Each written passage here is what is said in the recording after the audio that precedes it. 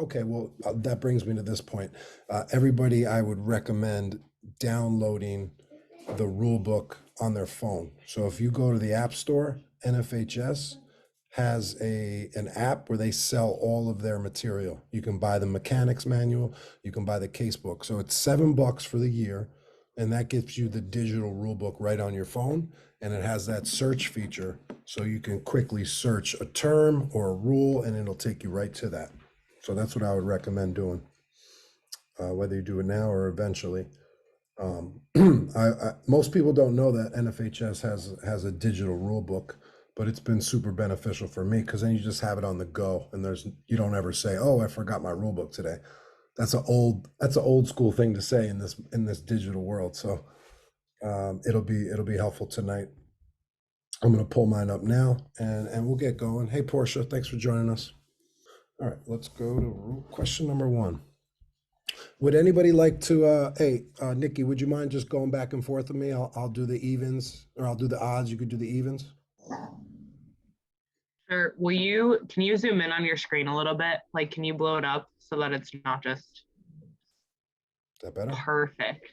Cool. Yeah, great, thanks. All right. An undershirt is required to A, be a single solid color, be a similar color to the torso of the jersey, be the same length if it has sleeves, or all of the above. What do we think on this one? B. Be a similar color to the torso of the jersey. D. D, excuse me, all of the above. Okay, so single solid color, that's true. Be a similar color to the torso. I've never heard that language. Torso of the jersey. Okay. That's a requirement. And be the same length if it has sleeves. Okay, so they're saying both sleeves need to be the same length? Yeah, torso's in the rule book as well. Yeah, it is. Mm-hmm. Yeah, Above.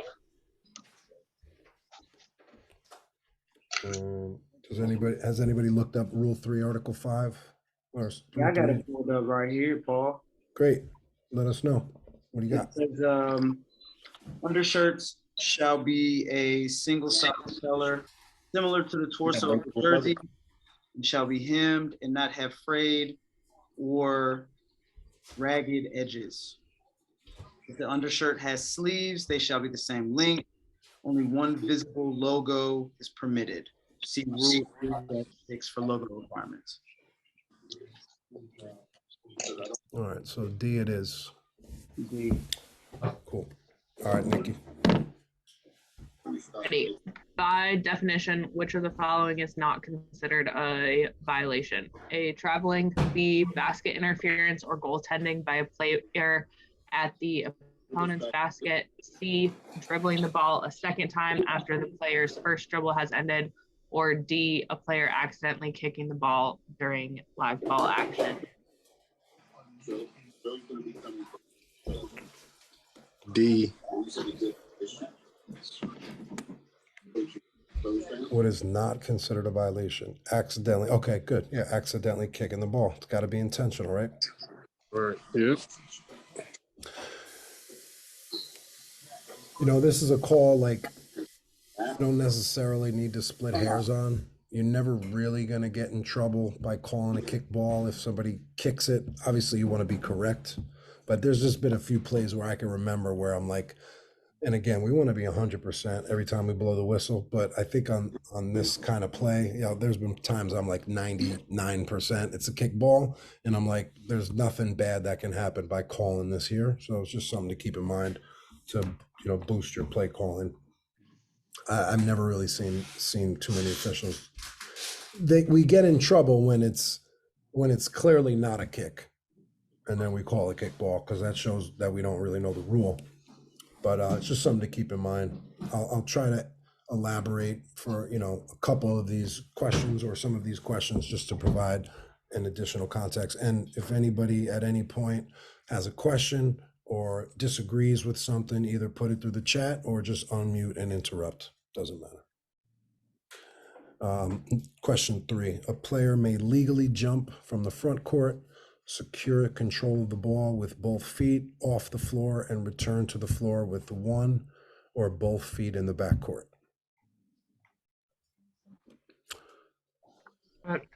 I've got all of the above on this one. Yeah. Could you explain, Nikki, your thoughts? Yeah.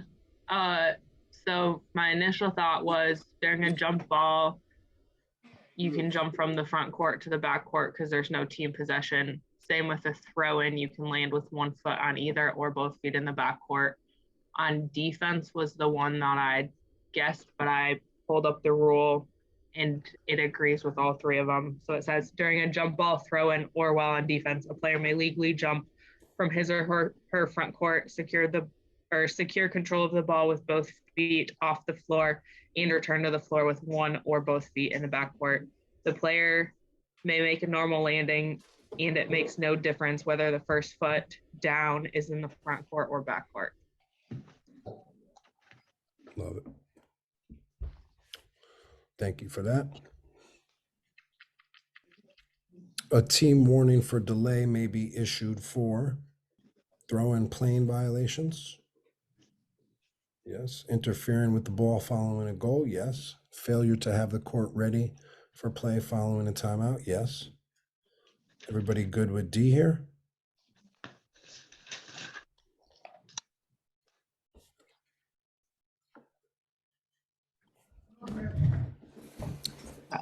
Everybody good with D? Yeah. Yes. Yeah. Good with me. And obviously just making sure when we do put in a delay of warning that we're, vocal to the table, very clear, and also letting your partners know that they've been warned. That's a team warning, delay game warning. Whether hopefully you can do that when you report it, kind of just shout to your partner, but it's good to reinforce that maybe the next stoppage of play, next timeout. All right, Nikki. Okay. Which of the following changes to the scorebook with less than 10 minutes before the scheduled starting time result in an administrative technical foul? Adding a name to the team member list. B, changing a designated starter except for illness or injury. C, requiring a player change to a number in the scorebook. Or D, all of the above. Rule 10, Section 1, Article 2.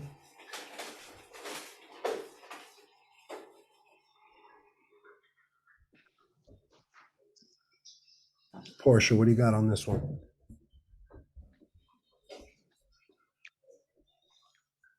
I said D, Paul. I'm sorry, I'm eating my dinner. No, you're good. I said Either way. D. But I haven't looked yet, to be fair. Okay.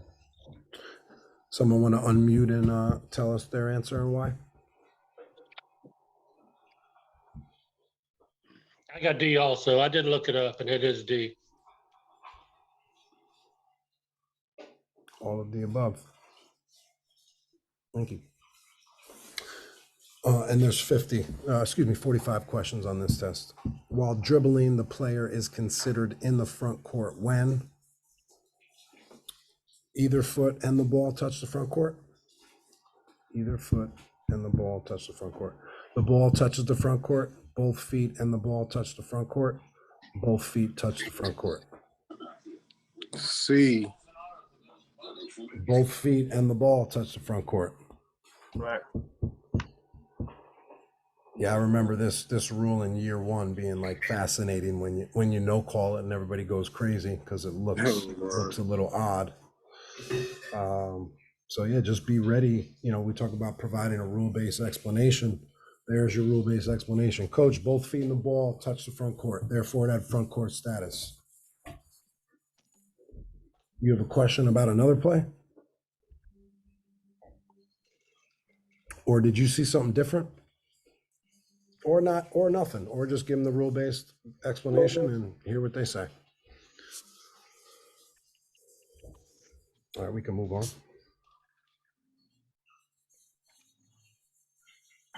It is a player technical foul. 2, A, place a hand on the backboard to gain an advantage. B, intentionally slap or strike the backboard. C, grasp the basket ring. during a dead ball, or D, all of the above. Okay.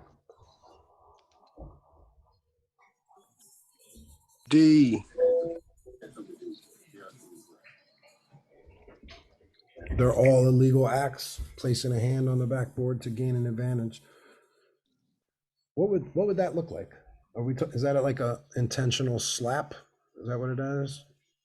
Trying to block the shot and then they just intentionally slap it to try to shake it?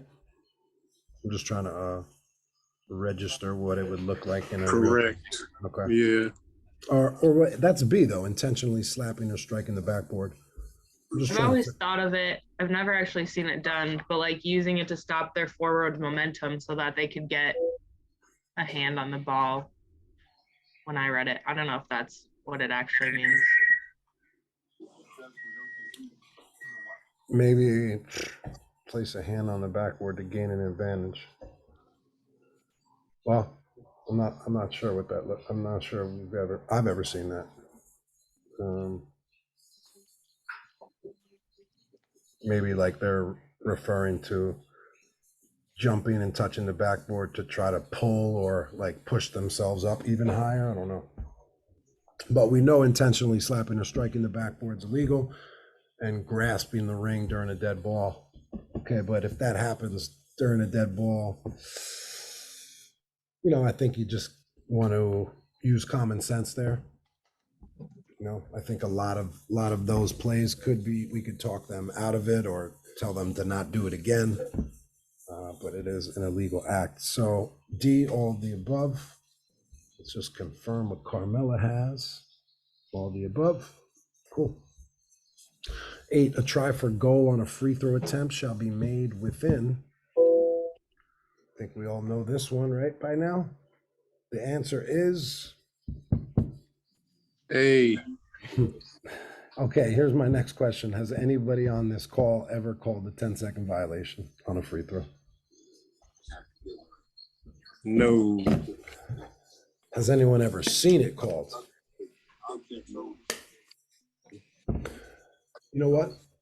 I think it happened in the NBA a few years back, if I remember correctly. It did against Giannis. Giannis, yeah.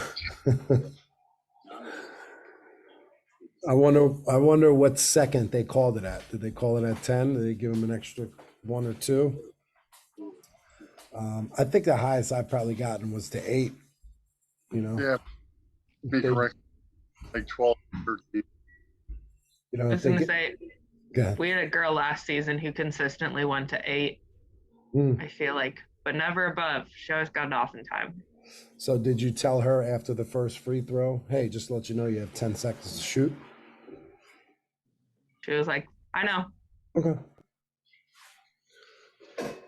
That's something they told me in the class, one of the first classes I have. Don't ever call a 10-second violation.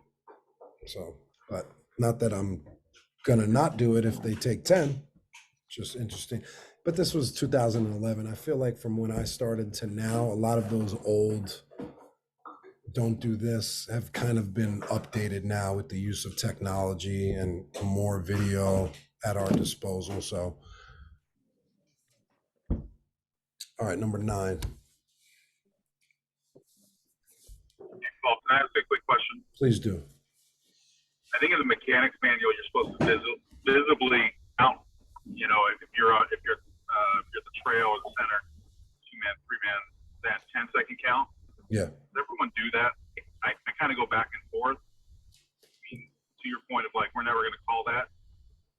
Well, no, I was telling you what they told me in 2011, but I'm going to call it if it's 10 seconds or 10.6, you know, but yes, and trail or in center, whenever it's two or 3 person outside official, I do a subtle hand count, but yes, I do it every time.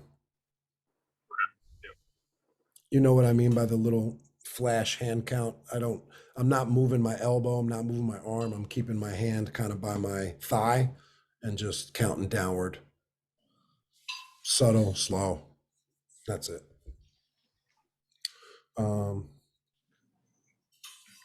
Okay, did we answer 9? Let's answer 9. Player who has been replaced may not re-enter until.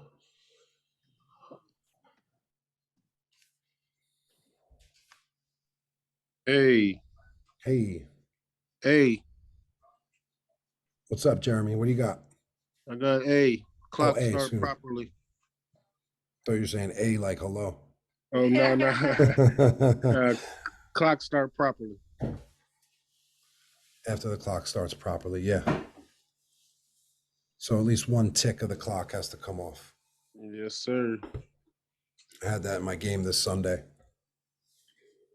Player checked out right before a free throw and then tried going back in. So tableside official should be conscious of that, but really anybody has to pick that up. Lead, trail, center, someone get it. That's just game awareness right there. Someone want to read 10? Read it. Which of the following constitutes illegal contact? A, an offensive player using the forearm to prevent an opponent from attacking the ball during the dribble. B, contact created when a dribbler ends a dribble, causing a defender trailing the dribbler to push into the dribbler. Or C, placing a hand on the arm of the ball handler. Or D, all of the above.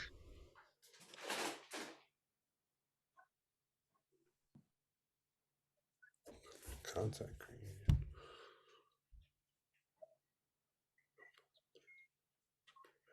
Attacking the ball. Placing a hand on the arm. Okay, I guess we're going D here.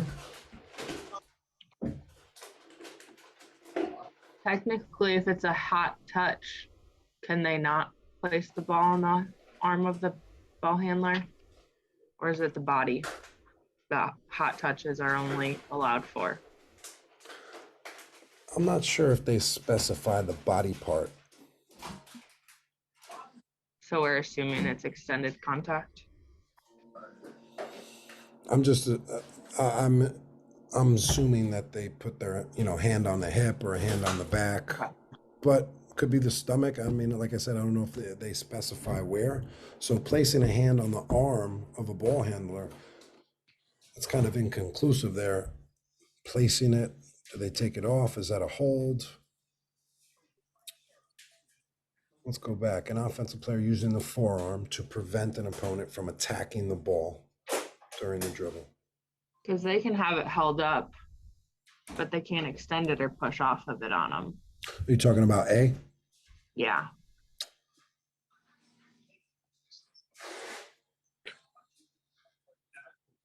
I mean, to prevent an opponent doesn't tell me anything about illegal contact. That's what I feel like. It's B, but depending on what the nature of A and C are, they could also warrant it, in my mind.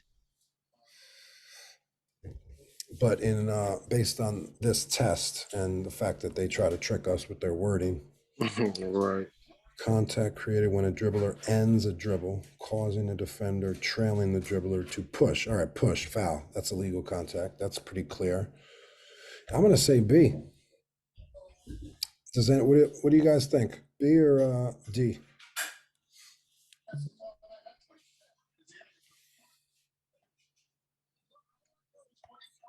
Carmela was not sure either. That's why she left it in red. Come on, Carmela. I feel like it's B, but I'm trying.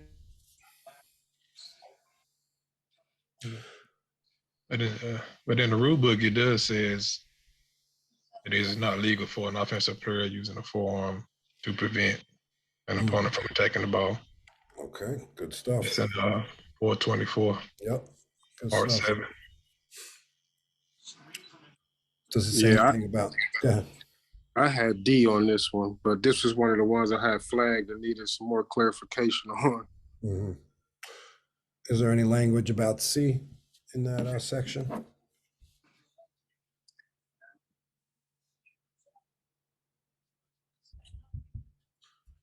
I know you found A, which you just read to us. Anything on C? Yeah, I didn't find anything on C. I'm thinking, correct me if I'm wrong, if they have their arm on the ball handler, then they have their arm extended because it reaches out past their own legal guarding position, no? You're saying it extends past the legal guarding position? Correct. If they have their arms extended touching another player in front of them.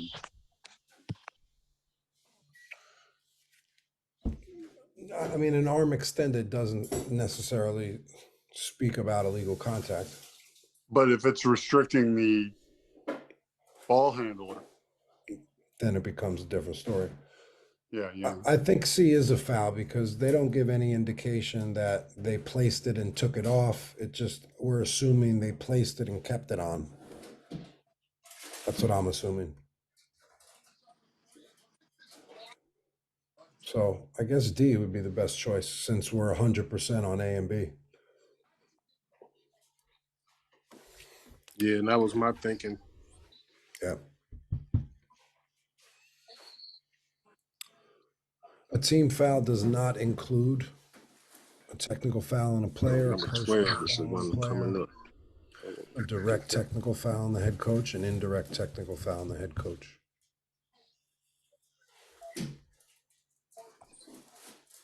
Indirect. Yeah. I think this would be it. Pretty obvious answer, right? D here. All right, so number 12 is one that I've been caught up on this one, so. Go ahead, read it. What you got? All right, a player holding the ball may not touch the floor with any other body part, shall announce which foot he or she will use as pivot foot, may touch the floor with a hand, may kneel with the non-pivot foot. All right, so my thing behind this question is, I'm gonna say I answered C, but I believe it could be A and C, because in the book it says, may not touch the floor with any other body part except the hand or something else. It said except the hand or something.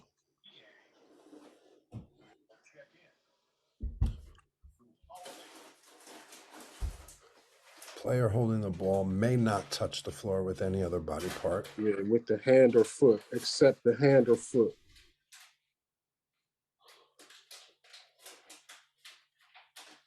Were you just reading the rule? You were reading that rule 4, section 44? Yeah, it says it may not touch the floor with a knee or any other part of the body other than hand or foot.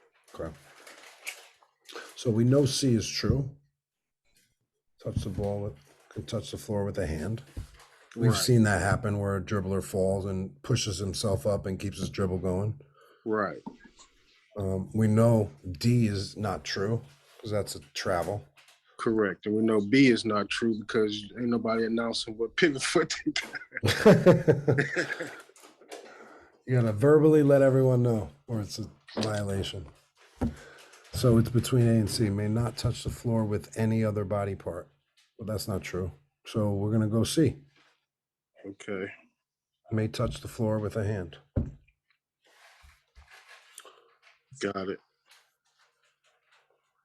Carmelo agrees. All right, Nikki, you're up. Okay. Basket interference occurs when A player touches the ball or any part of the basket while the ball is on or in the basket. B, a player touches the ball while any part of the ball is within the imaginary cylinder, which has the ring as the floor base. C, a player pulls down a movable ring so that it contacts the ball before the ring returns to its original position. Or D, all of the above.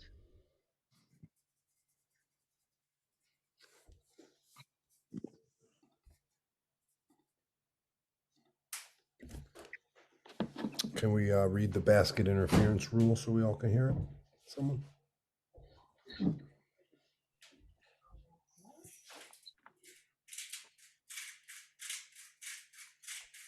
Anybody have it handy? I do. Basket interference occurs when a player touches the ball or any part of the basket, including the net, while the ball is in or within either basket. Part 2, touches the ball while any part of the ball is within the imaginary cylinder, which has the basket ring as its floor base. Part 3 touches the ball outside the cylinder while reaching through the basket from below.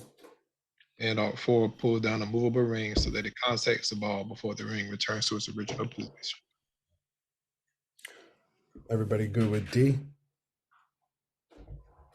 Yep. Good. A ball which touches a blank is the same as the ball touching the floor at that individual's location. A ball which touches a blank is the same as the ball touching the floor at that individual's location. A teammate, official, opponent, or all of the above. This was another tricky one for me because it says in the book, it says, what's that, section 4?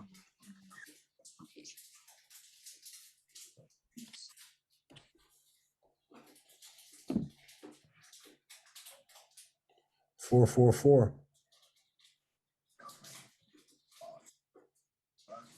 It says a ball with which touches a player or an official is the same as the ball touching the floor at that individual's location or status. And the player could be your teammate or your opponent, in the way I read it, at least. Right, that's the way I read it too.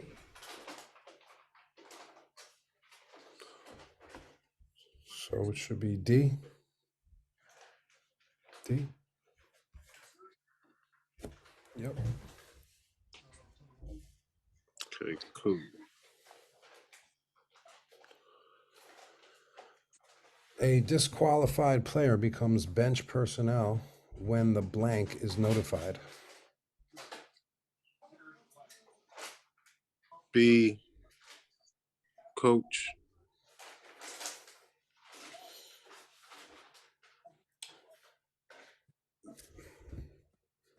Let's look it up.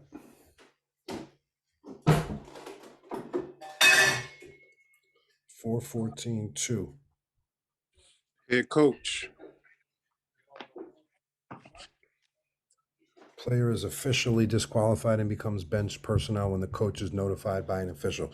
So this is an important rule to determine, I guess, if it's, if we have a technical foul that occurs after this and we haven't told the head coach,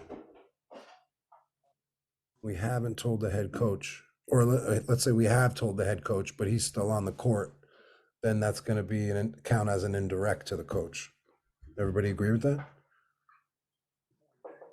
You're saying the technical foul happens after we have told the head coach, because now we're calling it on a bench personnel. Right. So let's say A5, is just been disqualified. We're going to tell the head coach, hey, coach, that's his fifth. And then A5 says, F you. Okay, technical foul, A5. Although he's on the court, he is bench personnel. That's now an indirect to the head coach. Yep. So definitely that's why we need to get together on technical fouls and take our time and really slow down. I don't do it enough. I'm telling everything I say is self-talk for myself. And, so that's something I want to do this year, is really slow down even more than I think I am, because we're always faster than we think. You watch yourself, you watch film of a technical foul, and during the moment, it felt like you were there 10 seconds, but then you watch the film and you're like, oh, wow, me and my partner talked for 4 seconds. So just not being in a rush, and especially during these plays where we have to make sure we're administering and adjudicating it correctly. So just take your time.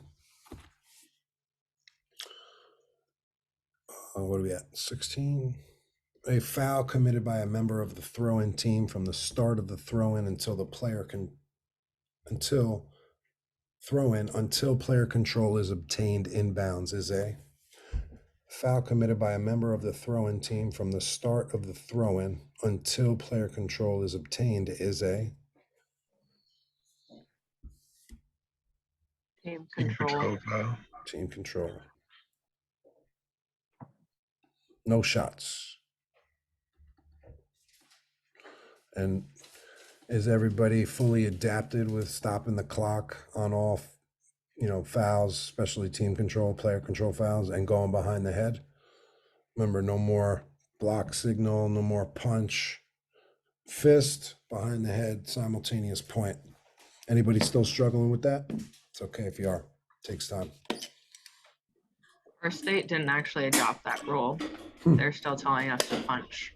It's funny. So that goes back to our point earlier on that, every state is different with high school. That's what I've learned through Crown Refs, speaking to so many people in different states. Here's a fun fact. There's some states that use the restricted area in high school. Really? Minnesota. Yeah, Minnesota. Because there was a gentleman the other night in our group asking about an RA play in the high school chat. And I'm sure a lot of people were scratching their head like, hey, are you sure you're in the right channel? Because we have channels for NCAA men's, NCAA women's, high school. And then, he was like, yeah, we use the restricted area. I'm like, wow, I found that out about 2 months ago. That was just very interesting. Never thought it existed in high school. All right, so Nikki, you keep punching.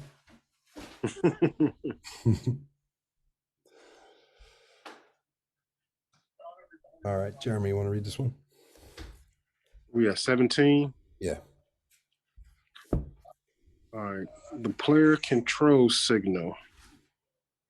Number 36, hand behind the head, is used to indicate which of the following: a common foul committed by a player dribbling the ball, a common foul committed by an airborne shooter, a common foul by a member of the team that has control of the ball, or D, all the above.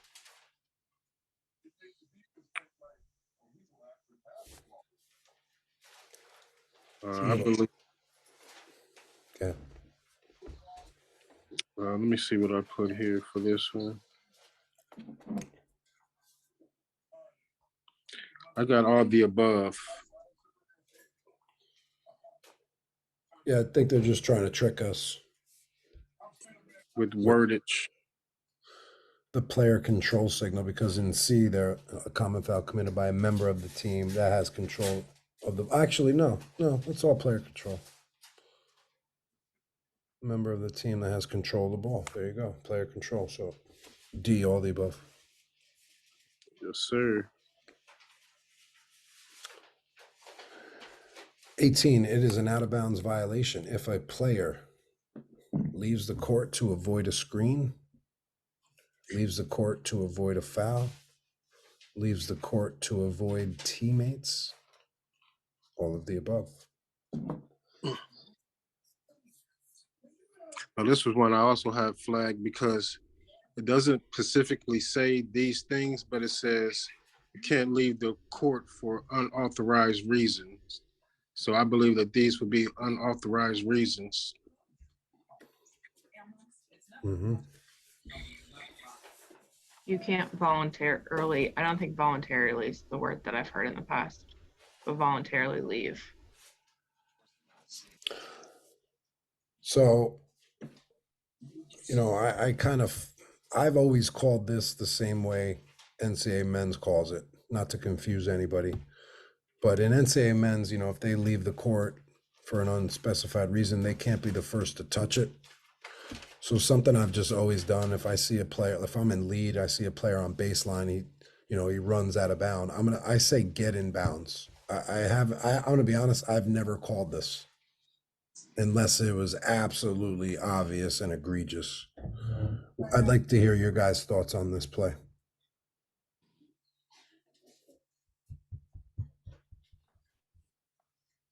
Anybody?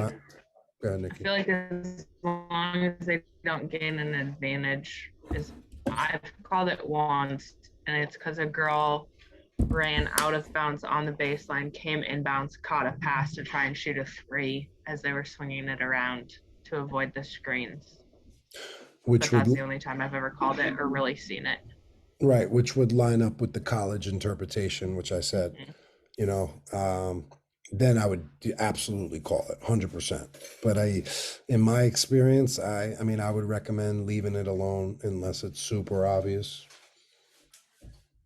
you know, unless they go so far out of bounds. But players leave the court a lot, like maybe a little bit, they step out, and I'm just telling them, get in bounds, stay in bounds. And that's the last time they'll do it. That's the last time we'll have that. So yeah, I would recommend just using common sense with this play type. It's kind of like an I gotcha call almost. Mm-hmm. So what we have, D? D, yeah. Gotcha.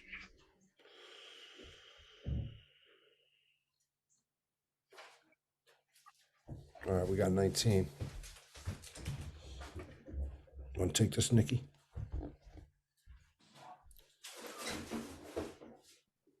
Sure.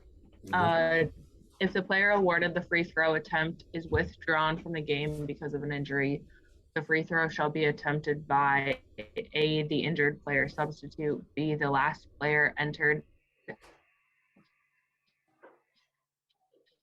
into the book who is not currently in the game, C, coach, or D, none of the above. Substitute.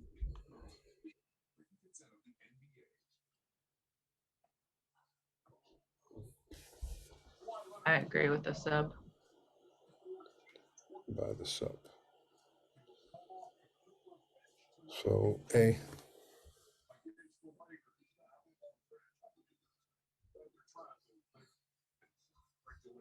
Carmela agrees. A tap for goal is the contacting of the ball with a hand, a head, an arm, all of the above. Now, I know you can't punch the ball, but where does it say that I can't shoot the ball with my arm? But that's not considered a tap, right? Yeah, hand. Is it a violation if I elbow the ball into the basket?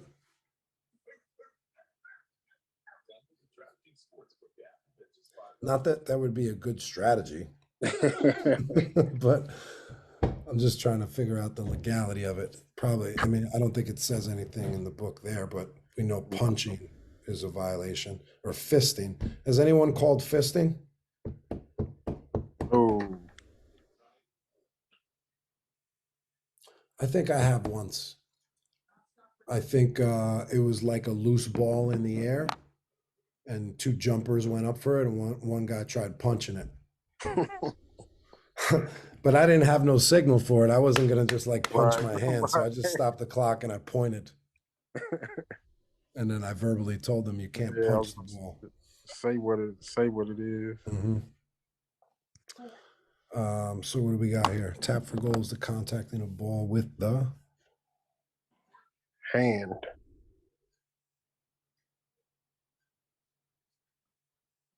Do you have the rule? Do you have the rule in front of you?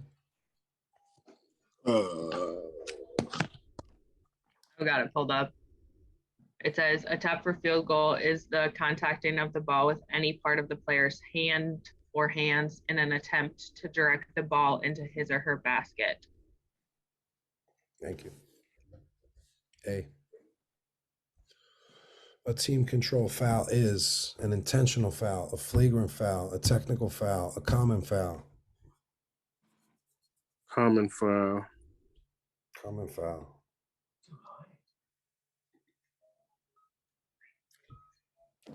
A free throw ends when the try is successful, when it is certain the try will not be successful, when the try touches the floor or any player, all of the above. Free throw ends, try successful. All the above. D. B? D, all the above. Okay, good. When the try is successful, yes. When it is certain the try will not be successful, yes. When the try touches the floor or any player, yes. D. An AP throw-in, an alternating possession throw-in results when a held ball occurs, a live ball lodges between the backboard and ring, simultaneous free throw violations occur, two opponents simultaneously cause the ball to go out of bounds, which can happen. Which can happen. All the above. I had that play one time. Two opponents knocked it at the same exact time. I stopped the clock, and instead of pointing, I went right to the held ball. And I verbally said, they both knocked it at the same time. It's a held ball. So it's just something that you would want to verbalize if you ever did have that play.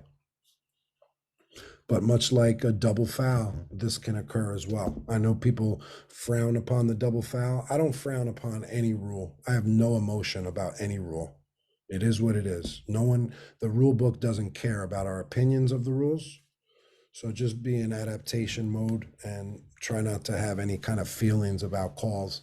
I know you hear, hey, if you call a double foul, that means you missed the first one. I don't think that's true. It could be true, but it could be false as well.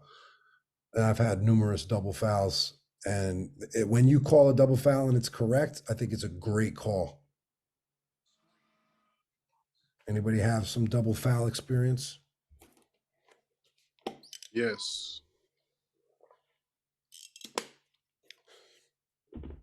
So I like to stop the clock, show double foul, and then I don't normally point to players, but I do point to players on the double foul. Even though it's usually obvious who it is, but I'll just indicate. And then we have to determine if there is team control. So make sure we take our time there administering that. And here's a rule question. When we have a double foul, where do we spot the ball? A1 is dribbling. A2 and B2 push each other. What do we got? Point of Is that a interruption. resumption of play? Point of interruption, which is team A. And where's the ball being spotted? At the spot of the foul or at the last location of the ball? The spot of the foul. Location. We have conflicting answers here. Somebody say last location? I said last location of the ball because I thought it was the resumption of play was the point of interruption, which would be where the ball was. But I'm trying to look it up. Yeah, I'm not 100%. I know in NCAA men's it's the location of the ball. I'm not sure if it lines up in high school too. But yeah, let us know when you find it, Nikki. We'll move on. A dribble begins by pushing the ball to the floor, batting the ball to the floor, throwing the ball to the floor. I think you skipped 24, Paul. Oh, my fault. Thank you, partner. The team is in control during a pass between teammates, during an interrupted dribble, when a ball is at the disposal of a player for a throw-in, all of the above. Correct. So let's so all the above here. Let's apply this double foul play to this to when the ball, during an interrupted dribble. So let's say A1's dribbling, loses control of the ball, A2 and B2 push. Team A still has control of the ball. Even though, it's probably going to raise some hairs and it's not going to look, to everybody else, it's not going to look like Team A was in control. So just be ready to give an explanation too there. Team A was still in control during an interrupted dribble. Everybody good with that one? Yes, sir. Cool. Why don't you take 25 as a layup?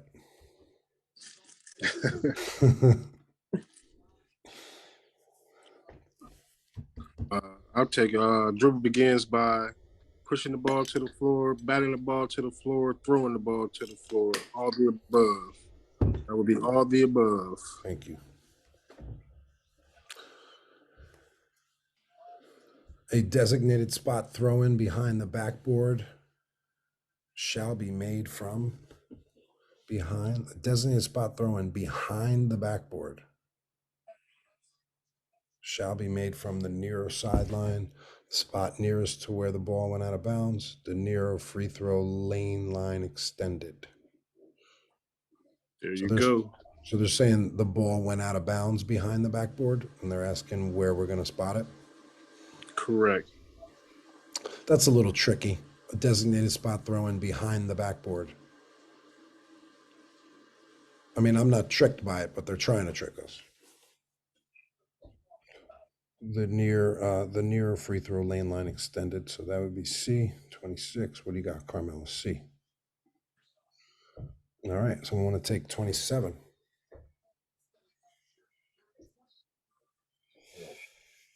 A player exhibiting the following signs of a concussion shall be removed from the game: thirst, hunger, anger, dizziness. Dizziness.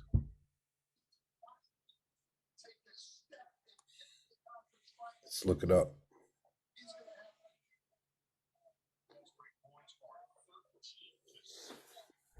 Anybody have the rule on hand?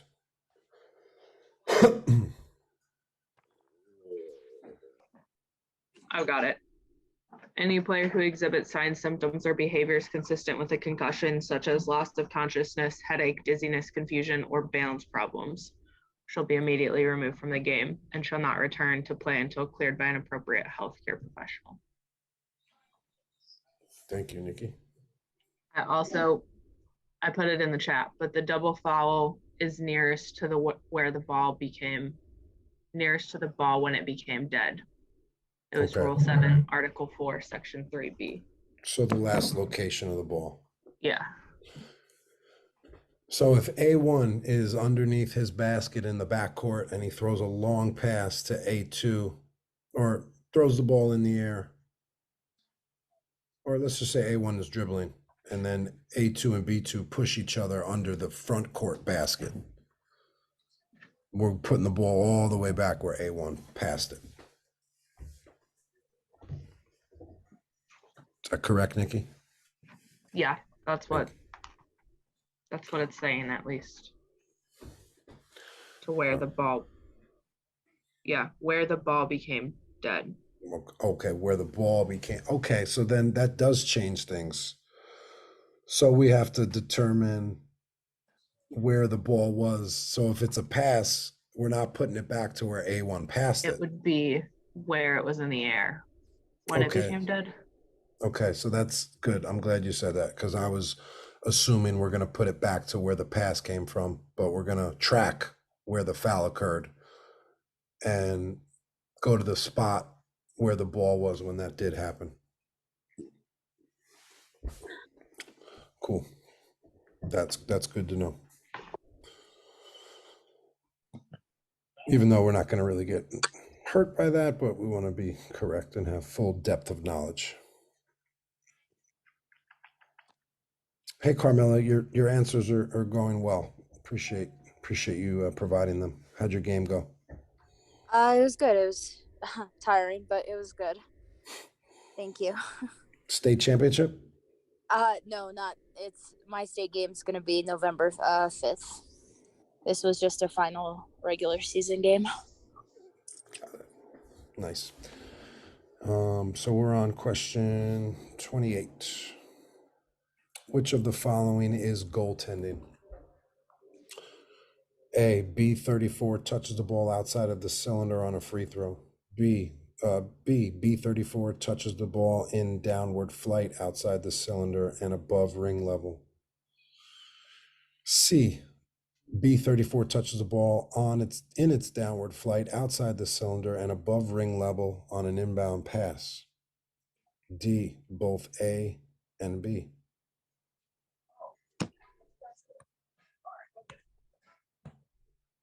A and B. Touches the ball outside the cylinder on a free throw. That's illegal. Touches the ball outside the cylinder on a free throw. Okay, yeah, it's a free throw. And C, touches the ball in its downward flight outside the cylinder and above the ring level on an inbounds pass. Okay, inbounds pass. Did you say A and C or A and you said A and B? A and B, D. A and B. D. B34 touches the ball in downward flight outside the cylinder above ring level.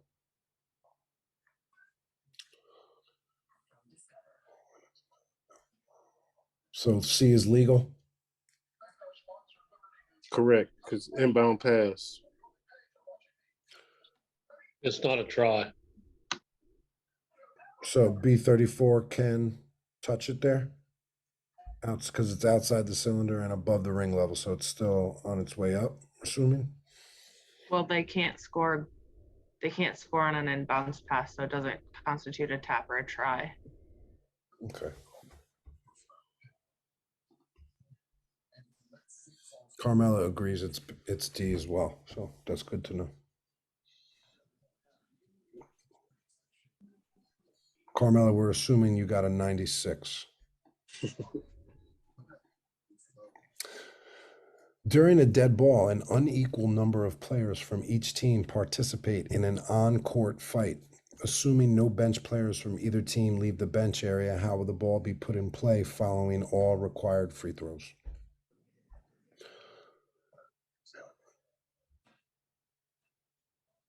I got a C. Division line throw in for the offended team.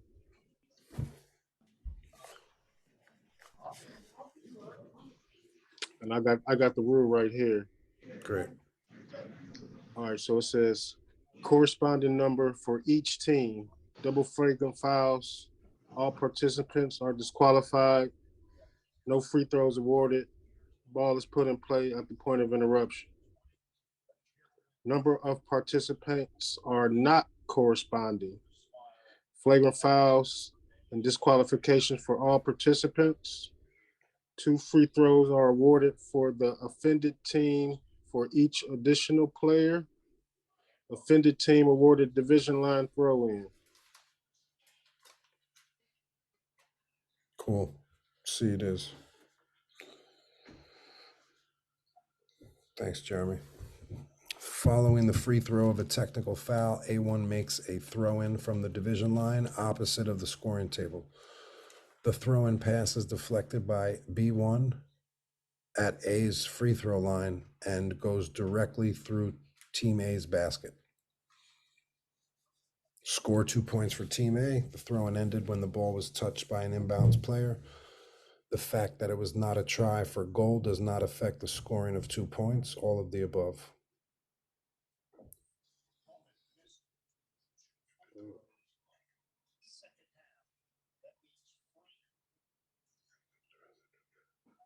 Okay, so it's a throw-in pass deflected by B1.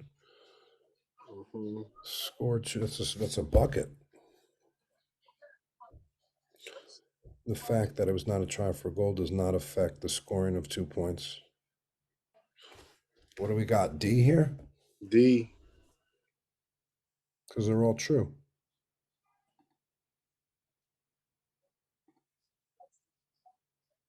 D it is. A tap is considered the same as a pass, fumble, try, or dribble. Try. Try. Tap is a try.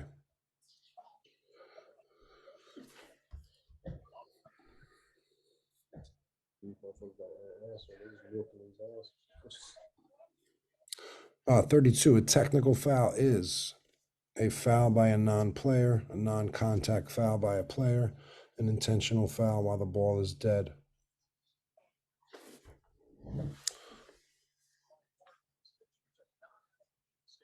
What do we got?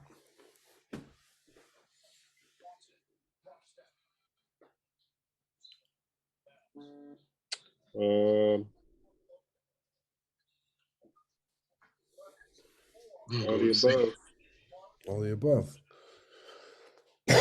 Could foul by a non-player, could be bench personnel, a non-contact foul by a player, could have cursed at you, intentional foul while the ball is dead, all the above. A coaching box may not extend onto the playing court, extend less than 12 feet, extend more than 12 feet, be a different color. We're gonna need the rule book for this one. Better not have no coaching box on the court. Right. I'm giving him a warning regardless.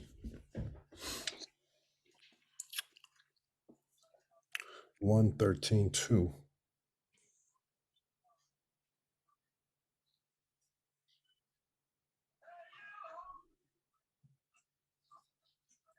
Article 2. The coaching box shall be outlined outside the side of the court on which the scorers and timers table and team benches are located. The area shall be inbounded by a line drawn 28 feet from the end line towards the division line, a line perpendicular to the 28-foot line and placed at each end with a minimum length of 2 feet shall be extended toward the team bench so that the coaching box boundary is evident. These lines shall be located off the court and be 2 inches wide. The same directions should not be followed for the other side of the scorer and timers table. State associations may alter the length and placement of the 28-foot coaching box.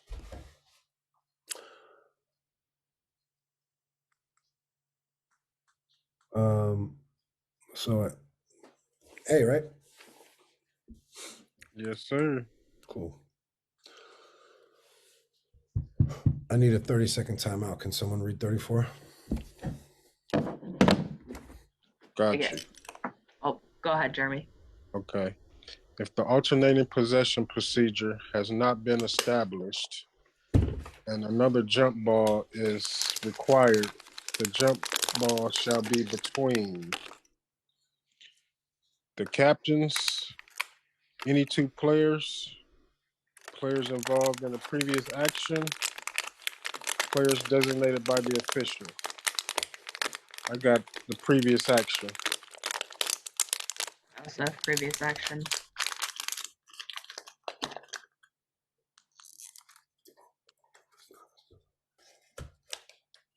Players involved in the previous action. Let's hold on 1 second. If the AP procedure has not been established, another jump ball is required. The jump ball should be between. So if A1 and B1 tap it, A2, B2 dive on the floor, we're saying A2 and B2 are now the new jumpers. Am I understanding that? A1 and B1 do the jumper. A1 and B1. Okay, yeah, thought so. A1 and B1 can re-jump. Got it. No, if the tie-up's between the other 2, I was pretty sure that the other 2, so like if we tap it on the jump ball and then in trying to gain possession, 2 girls who were not the original 2 jumpers get in, or 2 athletes who were not the original both go for the ball, they're the ones who have to re-jump, I thought. Yeah, I thought the same thing. I've had it happen. So if we did it, we administered it incorrectly. But I was pretty sure it was whoever was newly tied up is the new jumpers. I thought that was the rule myself, and I'm not 100% here. I thought anyone could jump in high school.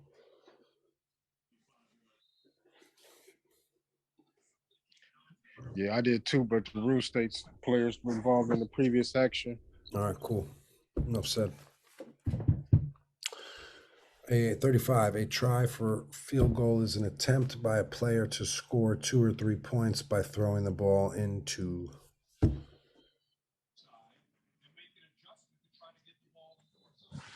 opponent's basket, a team's own basket, either basket, none of the above.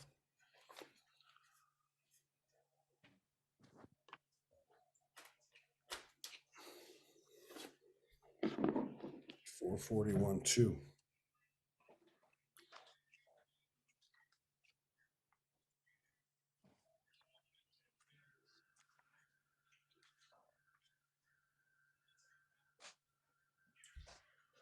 A try. Okay, I got you, Paul. A try for a field goal is an attempt by a player to score 2 or 3 points by throwing the ball into a team's own basket. That would be B.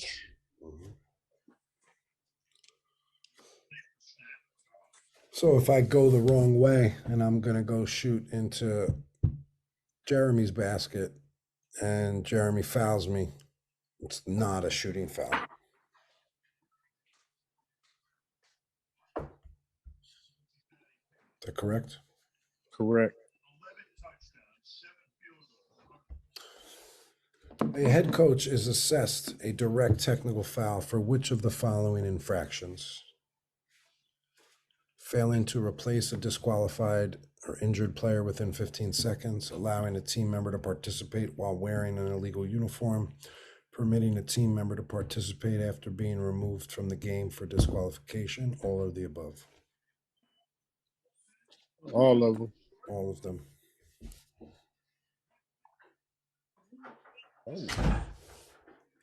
Anybody have any questions so far?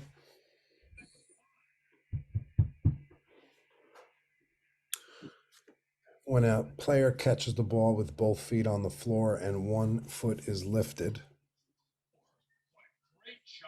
the other foot is the pivot foot. Either foot may be the pivot foot. Neither foot may be the pivot foot. None of the above. Other foot is the pivot foot. Yep.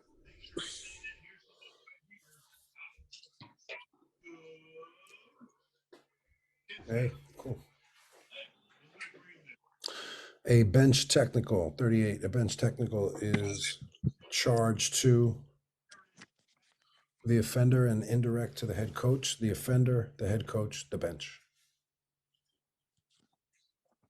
A bench technical foul is charged to.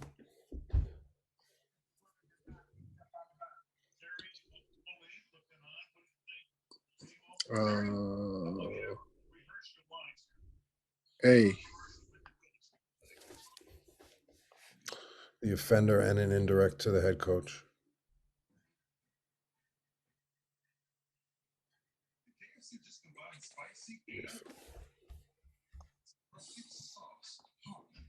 Everybody good with A? Yes, sir. 39, a substitute becomes a player when the substitute reports to the scorer's table. The substitute has both feet inside the playing court. The substitute is beckoned by an official and legally enters the court, or all of the above. B. Beckoned and legally enters. I think it's C.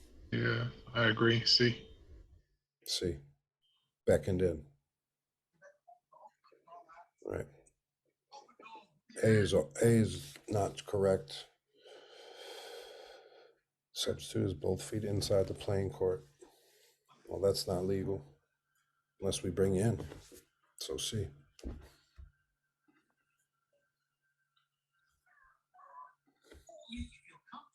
A non-contact foul which consists of unfair, unethical, or dishonorable conduct. We should add that to your responses. Coach, you're being dishonorable. You're showing dishonorable conduct. I'm going to be pulling a lot of new ones out of the hat this year, so I'm looking forward to sharing that with you guys on Rapid Responses 10. I've already been thinking of a lot of ones that are going to hit really, really well this year. Stepping my game up even more. Coming for these coaches if they come for me, respectfully. And what do we got? Non-contact foul, which consists of unfair, unethical, or dishonorable conduct, is an intentional foul, unsporting foul, common foul, none of the above. Unsporting. Yep. Cool. Got this one, Jeremy? Yes, sir. After coming to a stop, when neither foot can be a pivot, one or both feet may be lifted but not returned to the floor before a pass. Neither foot may be lifted before the ball is released to start a dribble. One or both feet may be lifted but not returned to the floor before a try. D, all the above. I like all the above.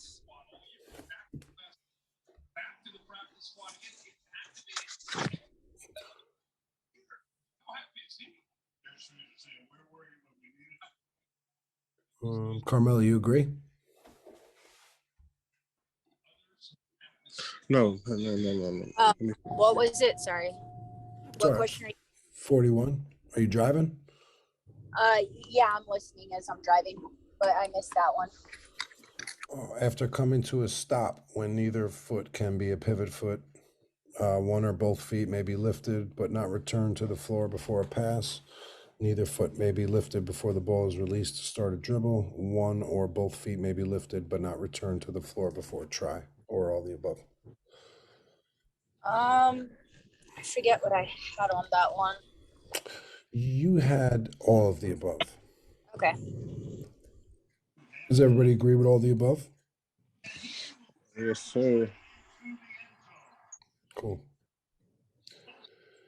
A couple left. On a free throw, the ball becomes live when the ball is possessed, the ball is touched, the ball is at the disposal of the free thrower.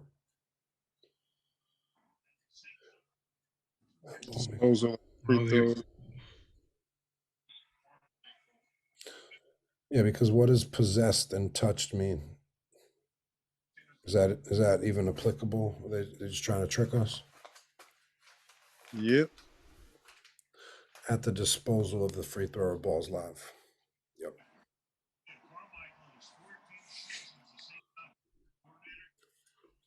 Point of interruption is a method of resuming play after a double personal foul, a correctable error, an official's inadvertent whistle, an interrupted game, or all of the above.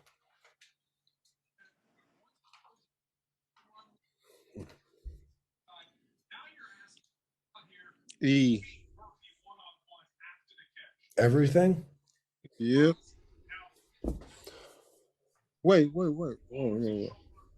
But what is a double personal foul? Double foul. Okay. I'm thinking a double foul on one person. Is there a rule? Is there something for that? Is that like that's not a multiple foul, isn't it? But is it? Something like that. I've never called a multiple foul, but. Yeah, me either. So we're good with E. Carmel, let's see if Carmela agrees. It's always nice when she does. She agrees, so it's E. That's what we're going with. A closely guarded count shall not be started during a dribble, an interrupted dribble, a dribble away from the basket, all of the above. It shall not be started on an interrupted dribble.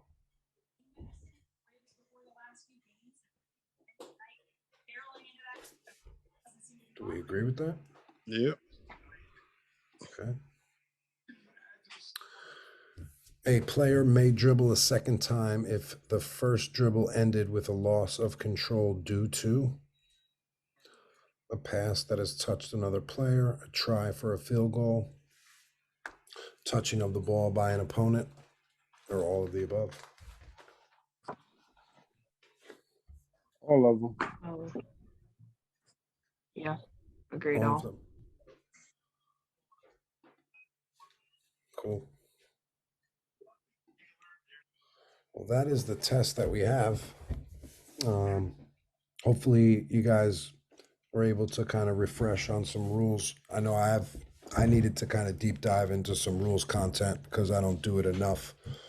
So these last 2 weeks have been good. Last week we did the NCAA men's and we did the NCAA women's on Sunday, and tonight we did high school. We're also going to be setting up a FIBA one, not that it applies to any of you guys, but I appreciate everybody coming on the call tonight. Before we bounce, does anybody have any questions for me or any other topics that they want to share or elaborate on?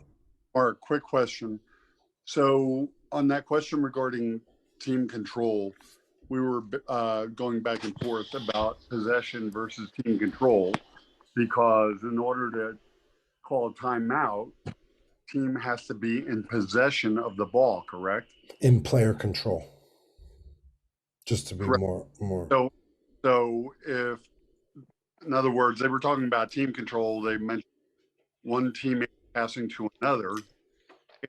pass that's mid-air, they can't call timeout until the player receives it, right? You're saying on a pass in the air, yeah, we need player control, so we need to Okay. wait till there's a catch. I want to make sure I had that down right. So the team they still have team control, but they can't call the timeout. Until they Okay. have. That makes sense. I'm sure we've all worked with a partner, or maybe we've done it where we granted a timeout when the ball was in the air. It always wakes people up. So make sure we just have patience there and grant it when there's 100% player control. Thank you for listening to the Crown Refs podcast. Serve the game.